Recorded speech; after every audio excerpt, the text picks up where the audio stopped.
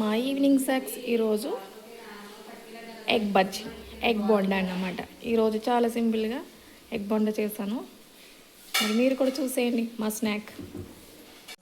First అయితే గుడ్లు అయితే ఉడకబెట్టేసుకుంటున్నాను. నేనైతే 4 తీసుకున్నాను. ఇప్పుడు ఈ ఉడికేసరికి పిండి అయితే కలిపేసుకుందాం. 1 కప్పు శనగపిండి తీసుకున్నాను. దాంట్లో పసుపు, అలానే కారం, రుచి తగ్గట్టు ఉప్పు, కొంచెం అల్లం వెల్లుల్లి పేస్ట్, గరం మసాలా, కాస్త వంట సోడా వేసుకొని మొత్తం పిండి మంచిగా కలిపేసుకోవాలి.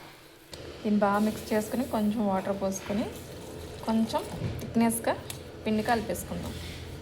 పిండి ఇలాగైతే కలుపుకోవాలి. ఆయిల్ అయితే హీట్ అయిపోయింది. ఎగ్స్ ఏమి ఇలా కట్ చేసుకున్నాం. ఇప్పుడు పిండిలో డిప్ చేసి వేసేద్దాం. చూడండి, ఇందులో కొంచెం వామ్ వేసాను. నేను బజ్జీలు వేస్తుంటే అక్కడ ఒక అమ్మాయి ఉంది, మూతి ఎలా తిప్పుతుంది. 1 by 1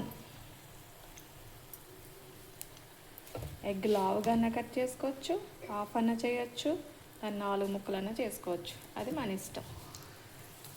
నేను కొన్ని హాఫ్ కట్ చేశాను, కొన్ని సన్నగా కట్ చేశాను.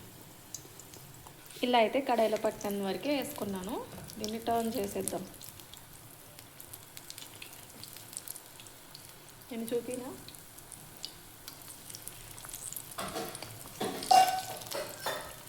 ఈవినింగ్ స్నాక్స్ అన్నమాట.